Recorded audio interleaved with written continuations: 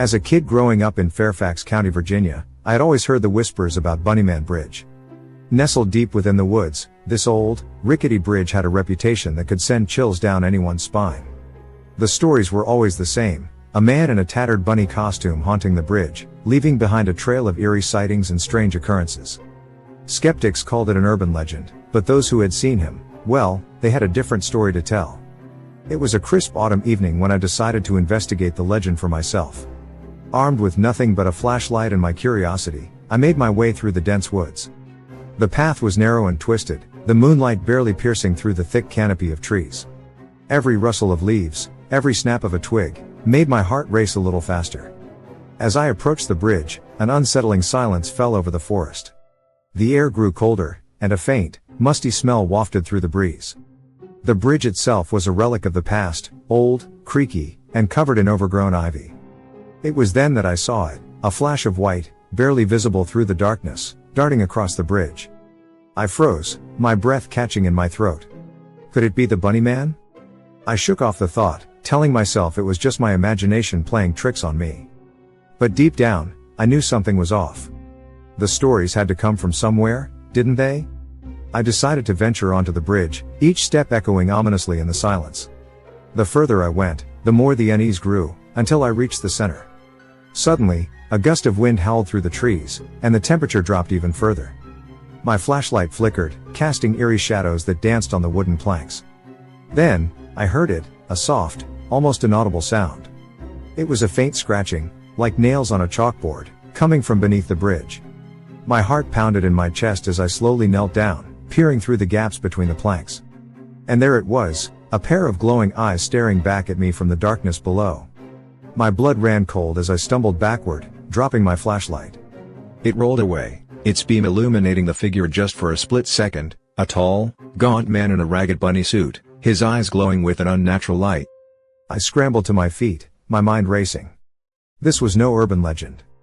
The Bunnyman was real, and he was watching me. I turned and bolted back through the woods, branches clawing at my clothes, the haunting laughter of the Bunnyman echoing in my ears. I didn't stop running until I burst out of the forest and onto the main road. My chest heaved, and my legs felt like jelly. I glanced back, half expecting to see the Bunnyman emerging from the shadows, but the forest remained still and silent. That night, I vowed never to return to Bunnyman Bridge. But the image of those glowing eyes stayed with me, haunting my dreams and waking moments. And I knew, deep down, that the legend was far from over. Days turned into weeks, but the haunting encounter at Bunnyman Bridge never left my mind. I tried to move on, convincing myself it was just a trick of the light or my imagination. Yet, deep down, the fear gnawed at me, a constant reminder that something malevolent lurked in the shadows of Fairfax County. One evening, as I sat with my friends around a campfire, the conversation inevitably turned to local legends. Someone mentioned Bunnyman Bridge, and the air grew tense. I hesitated, but eventually, I shared my story. The group listened intently, eyes wide with a mix of fear and curiosity. "Let's go see it for ourselves," my friend Tom suggested, his bravado masking the nervousness in his voice. I wanted to refuse, but the collective excitement was infectious. Maybe, with friends by my side, I could face the terror that had plagued my thoughts. The night was dark and moonless as we made our way back to the bridge. Armed with flashlights and a sense of adventure, we tread the familiar path through the woods. The air was thick with tension, every sound amplified in the oppressive silence. When we reached the bridge, Tom took the lead, stepping onto the creaky wooden planks. The rest of us followed, our flashlights casting long, eerie shadows. We stood in the middle of the bridge, waiting, our breaths visible in the cold night air. Minutes passed with nothing but the sound of our own breathing. I began to think that maybe, just maybe, it had all been in my head. But then, a chill ran down my spine, and I knew we were not alone. A rustling sound came from beneath the bridge, followed by the same faint scratching I had heard before. The group fell silent, fear etching lines on every face. Slowly, we knelt down, peering through the gaps in the planks. There they were, those same glowing eyes, staring up at us from the darkness below. A collective gasp escaped our lips as the figure began to move, climbing up from beneath the bridge. The tattered bunny suit, the gaunt face, the eyes that seemed to pierce through the soul, it was the Bunnyman. Panic set in, and we stumbled back, our flashlights flickering wildly. The Bunnyman's eerie laughter filled the air, a sound that sent shivers down our spines. Tom, trying to maintain his composure, yelled for us to run. And run we did, crashing through the underbrush, hearts pounding in unison. The laughter followed us, echoing in the darkness, a relentless reminder of the terror we had just witnessed. When we finally burst out onto the main road, we collapsed, gasping for breath, too afraid to look back. We sat there in stunned silence, the reality of what we had seen sinking in. The Bunnyman was no mere legend. He was real, and his haunting presence was undeniable. We had ventured too close to the truth, and now, there was no escaping the fear that gripped our hearts. As we made our way home, a heavy silence hung over us. We knew that we had encountered something far beyond our understanding, something that would stay with us forever. The Bunnyman Bridge had claimed another group of believers, and the legend continued to grow. But this was far from the end. The Bunnyman's presence was only growing stronger, and I couldn't shake the feeling that our encounter was just a prelude to something far more sinister. Sleep became a rare commodity after our harrowing experience at Bunnyman Bridge. Nightmares plagued my rest, vivid and horrifying. The Bunnyman's eyes, glowing with a malevolent light, stared at me every time I closed my eyes. I could still hear his eerie laughter, echoing in the silence of the night. One night, as I lay in bed, a sharp knock on my window startled me awake. My heart pounded as I glanced at the clock, 2 a.m. I mustered the courage to peek through the curtains and saw Tom standing outside, his face pale and eyes wide with fear. I quickly let him in, sensing something was terribly wrong. "Tom, what's going on?" I asked, my voice trembling. "I've been hearing things," he whispered, glancing around nervously. "Scratching at my window, footsteps outside my house. I think the Bunnyman is following me." A chill ran down my spine. It seemed our encounter had left more than just memories. The Bunnyman was real, and he had marked us. We decided to visit the local library the next day, hoping to find more information about the legend and perhaps a way to stop this nightmare. The library was quiet, the musty scent of old books filling the air. We combed through newspaper archives, old town records, and any mention of the Bunnyman we could find. Finally, we stumbled upon a yellowed article from the early 1900s. It told the story of a man named Douglas Granger, who had escaped from a nearby asylum. He had been wrongfully accused of a crime and subjected to horrific treatments. In his madness, he donned a bunny suit and sought revenge on those who wronged him. The legend said he found solace beneath the bridge, where he ultimately met a tragic end. The article hinted at a way to break the curse. According to the story, if one could find the remnants of Granger's bunny suit and perform a ritual of cleansing at the bridge, it might put his spirit to rest. Desperation led us to decide to try it. That night, armed with the knowledge we had gathered, Tom and I ventured back to the bridge. The forest was eerily silent, as if holding its breath in anticipation. We found the remnants of the bunny suit in an old, abandoned shack not far from the bridge. The tattered fabric seemed to pulse with an otherworldly energy, sending chills down our spines. With trembling hands, we made our way to the center of the bridge. The ritual was simple yet terrifying. We had to burn the remnants of the suit and recite an incantation from the article. As the flames consumed the fabric, the air grew colder, and the ground beneath us seemed to vibrate. Suddenly, a figure emerged from the shadows, the Bunnyman. His eyes burned with rage, and a guttural growl escaped his lips. The fire flared brightly, and we continued the incantation, our voices shaking but determined. "The Bunnyman let out a blood-curdling scream, and for a moment, I thought we had failed. But then, his form began to waver, the rage in his eyes replaced by a haunting sorrow. With one final scream, he vanished, leaving behind only the smell of smoke and the sound of the wind rustling through the trees. Exhausted and shaken, we left the bridge, hoping we had finally put the legend to rest. As we walked away, I glanced back one last time. The bridge stood silent and still, a reminder of the terror we had faced. But even as we left, a nagging doubt lingered in my mind. Had we truly freed ourselves from the Bunnyman's curse? Or was this just another chapter in the haunting legend of Fairfax County? Only time would tell. Weeks passed without incident, and life began to return to normal. The nightmares faded, and the oppressive fear that had gripped my heart started to loosen its hold. Tom and I spoke less about the Bunnyman, each of us silently hoping that we had put the legend to rest for good. One late afternoon, I received a call from Tom. His voice was urgent, a thin veneer of calm masking the underlying panic. "You need to come over," he said. "It's important." When I arrived at his house, he led me to his backyard, where he had set up a small fire pit. On the ground next to it lay an old, rusted box. Tom explained that he had been clearing out his attic when he found the box tucked away in a forgotten corner. "It's filled with old photos and letters," he said, opening the lid. "I think it might be connected to the Bunnyman."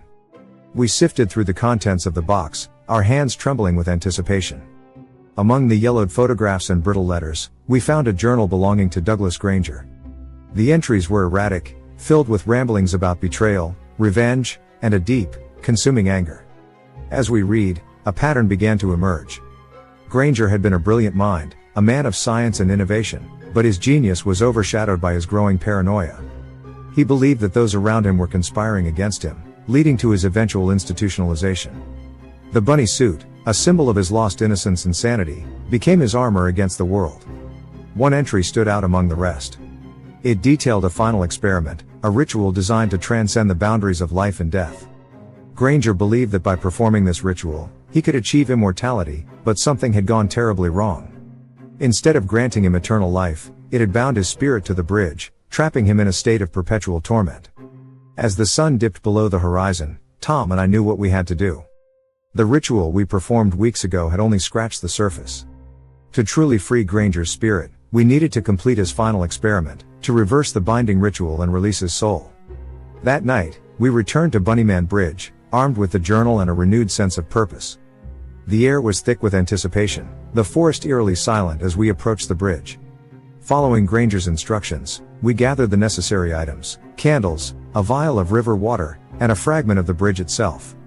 We arranged the items in a precise pattern, the journal open to the final entry. As we began the ritual, the air grew colder, the wind howling through the trees. The candles flickered, casting long shadows that seemed to dance and writhe in the darkness. With each recited line, the ground beneath us trembled, the bridge groaning as if it were alive. The temperature dropped further, and a dense fog rolled in, enveloping us in a shroud of mist. We pressed on, our voices steady despite the fear gnawing at our insides. As we reached the climax of the ritual, a figure emerged from the fog, the Bunnyman. His eyes burned with a desperate intensity, his form flickering like a dying flame. We held our ground, reciting the final lines with unwavering determination. The Bunnyman let out a guttural scream, his form writhing and contorting as the ritual took hold. The fog thickened, the air crackling with an otherworldly energy. For a moment, I thought we had failed, but then, the Bunnyman's form began to dissipate, his eyes softening as a look of peace washed over his face. With one final, haunting scream, the Bunnyman vanished, the fog lifting as if it had never been. The candles extinguished themselves, and the forest fell silent once more. Exhausted and relieved, Tom and I collapsed on the bridge, the weight of our ordeal finally lifting. We had done it. We had freed Douglas Granger's spirit, putting an end to the haunting that had plagued Fairfax County for so long. As we made our way home, a sense of calm settled over us. The Bunnyman Bridge was no longer a place of fear and darkness. It was a place of redemption, a testament to the power of courage and determination. And as the first light of dawn broke through the trees, we knew that we had finally put the legend to rest. Or so we thought. Several months passed, and Tom and I tried to move on from our ordeal at Bunnyman Bridge. The nightmares had ceased, and the oppressive fear that had once gripped us was now a distant memory. Fairfax County began to feel like home again, a place where we could live without the shadow of the Bunnyman looming over us. One evening, as I was sorting through some old boxes in my attic, I came across a dusty old book that had belonged to my grandfather. It was a collection of local folklore and legends, something I had dismissed as a child. Flipping through the pages, I found a section dedicated to the Bunnyman. Curiosity got the better of me, and I began to read. The stories were eerily similar to what Tom and I had experienced, but there was one tale that stood out, a story of a dark force that had taken root in the land long before Granger's time. This force, a malevolent entity, had latched onto Granger's spirit, using his anger and pain to manifest itself as the Bunnyman. As I read on, I realized with a sinking feeling that our ordeal might not be over. If this dark force was the true source of the haunting, then freeing Granger's spirit might not have been enough. The entity could still be out there, lurking in the shadows, waiting for the right moment to strike. I called Tom immediately, sharing my findings. He was skeptical at first, but as I read him the passages from the book, the unease in his voice grew. We decided to meet at my place to discuss our next steps. When Tom arrived, we pored over the book together, searching for any clues on how to defeat this entity. One passage suggested that the dark force could be banished by a ritual of purification, performed at the site of its strongest manifestation. The details were vague, but it was our only lead. We gathered the necessary items: a vial of holy water, a bundle of sage, and a silver amulet inscribed with protective symbols. As night fell, we made our way back to Bunnyman Bridge, our resolve stronger than ever. The forest was quiet, the air thick with anticipation. As we approached the bridge, a sense of foreboding washed over us. We could feel the presence of the dark force, a malevolent energy that seemed to seep into our very bones. We set up the items on the bridge, forming a protective circle around us. The air grew colder, and the wind picked up, howling through the trees. We began the ritual, chanting the incantations from the book, our voices steady despite the fear gnawing at our insides. As the holy water hit the ground, the bridge trembled, the dark force reacting violently to our presence. The sage burned brightly, the smoke swirling around us in a protective barrier. We held our ground, chanting louder, our voices rising above the cacophony of the wind. Suddenly, a figure emerged from the shadows, the dark entity, a twisted, grotesque form that seemed to pulsate with malevolent energy. Its eyes glowed with a sinister light, and it let out a guttural growl, advancing toward us. We stood firm, the amulet glowing brightly as we recited the final lines of the incantation. The entity let out a blood-curdling scream, its form writhing and contorting as the ritual took hold. The air crackled with an otherworldly energy, the ground beneath us shaking violently. With one final, deafening scream, the entity exploded into a burst of dark energy, dissipating into the night. The wind died down, the air growing still and silent. We had done it. We had banished the dark force that had haunted Fairfax County for so long. Exhausted but triumphant, Tom and I made our way home, the weight of our ordeal finally lifting.